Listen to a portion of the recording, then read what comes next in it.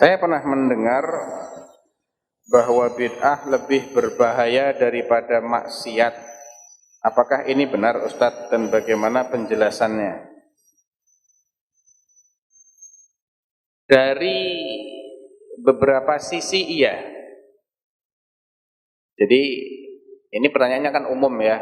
Bid'ah itu macam-macam tingkatannya, levelnya macam-macam. Ada bid'ah mukaffirah yang sampai menjadikan pelakunya itu keluar dari Islam. Ada bid'ah yang ghairu mukaffirah. Ada bid'ah yang tidak sampai menjadikan pelakunya keluar dari Islam. Maksiat juga ada yang dosa kecil, ada yang dosa besar.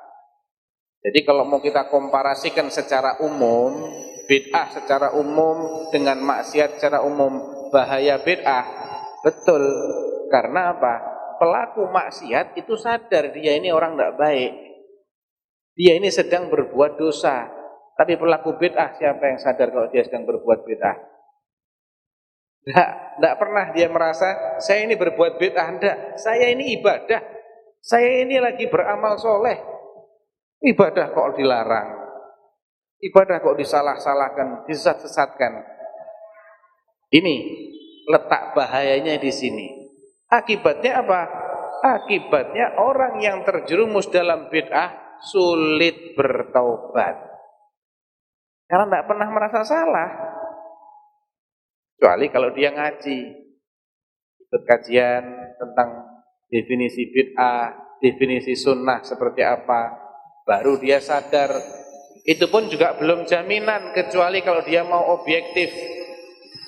Dia benar-benar independen dalam mencari kebenaran, tidak ada fanatisme.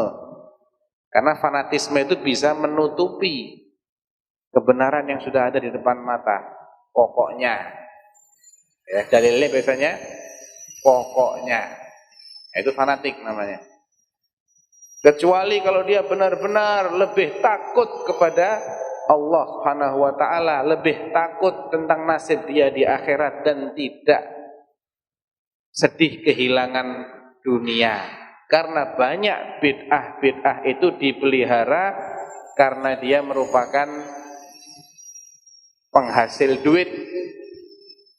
Di Solo pun tiap tahun ada bid'ah yang makin tahun makin besar, karena itu adalah ladang-ladang fulus buat para pelakunya, para panitianya. Miliarder mereka dari bid'ah ini.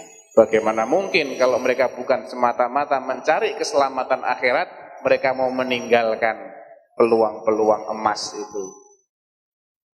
Ya. Jadi bahaya memang. Bahaya. Baik bid'ah amaliyah maupun bid'ah i'tiqadiyah. Bid'ah dalam masalah akidah itu lebih berbahaya lagi. Antum pernah dengar kisahnya orang-orang Khawarij?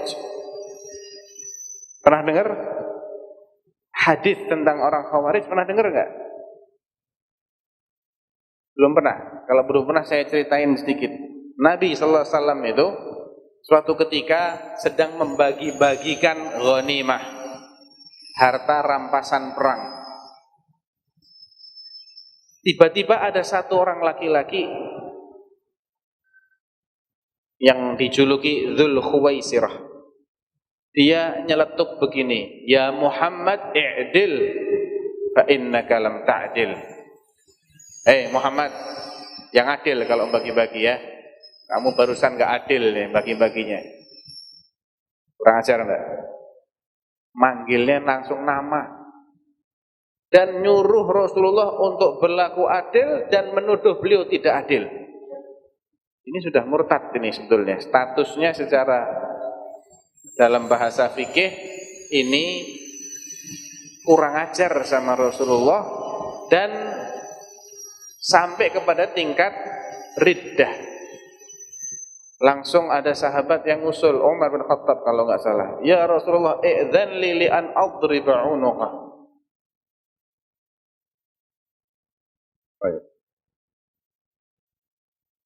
Izinkan aku untuk menebas lehernya aja ya Rasulullah. Munafik ini orang. Kata Rasulullah, "Da'ku, biarkan dia." Nabi tidak menyalahkan Umar yang menganggapnya sebagai orang munafik, tapi Nabi tidak setuju kalau si munafik ini dipenggal kepalanya.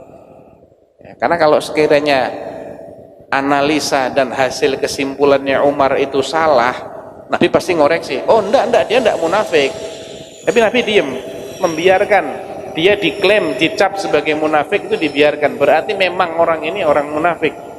Tapi Nabi melarang orang ini dibunuh untuk suatu kemaslahatan.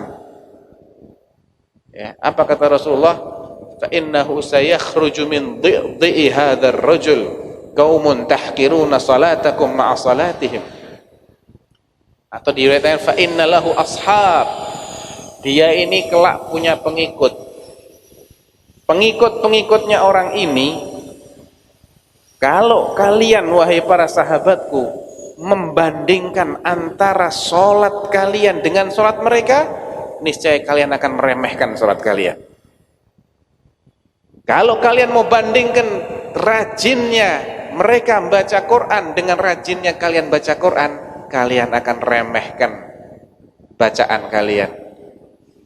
Dan kalau kalian mau bandingkan rajinnya mereka saum dengan rajinnya kalian saum, puasa, kalian akan remehkan puasa kalian.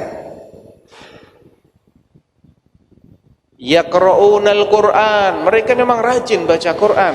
La yujawizu taraqiyahum, wa fi riwayah hanajirahum. Mereka memang rajin baca Quran, tapi tidak melampaui taraqi, jamak dari turquwah, tulang apa namanya? Ayo, dokter. Selangka. Betul. Ini dokter yang tidak tahu ini. Udah lama. Apa ini tulang yang sini ini? Iya wes pokoknya itu. Pokoknya tidak melampaui tulang yang partikular, selangka. Atau tidak melampaui tenggorokan mereka, alias tidak difahami, tidak dicerna maksud dari ayat-ayat yang dia baca, sehingga otomatis tidak mungkin mereka bisa ngamalkan Al-Quran. Cuman baca ahli na'am. Yamruquna minad din, kata Rasulullah, mereka ini keluar daripada din, kama yamruqus sahmu minar ramiyah, sebagaimana anak panah melesat dari busurnya, atau sebagaimana anak panah menembus sasarannya, des keluar lagi dia. Itu Khawarij. Dan mereka itu yang membunuh Ali bin Abi Thalib radhiyallahu anhu dan bertaqarrub kepada Allah dengan membunuh Ali bin Abi Thalib. Pembunuhnya itu namanya Abdurrahman Ibn Muljam Al-Khariji. Abdurrahman bin Muljam ini awalnya guru ngaji, memang ngajarin orang baca Quran. Zahirnya orang soleh, terkena bid'ah dari sisi pemikiran, bid'ahnya Khawarij.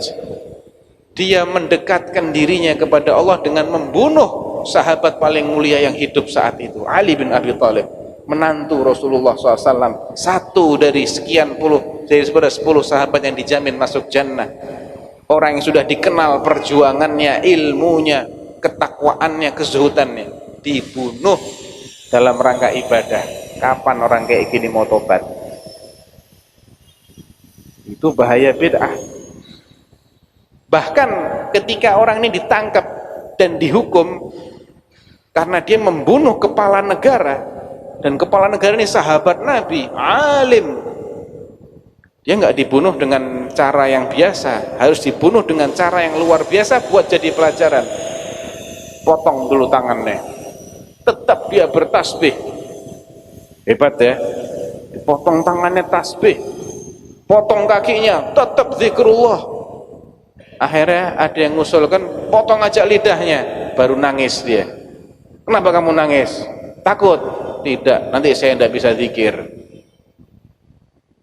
Lihat betapa mengerikannya pengaruh bid'ah itu.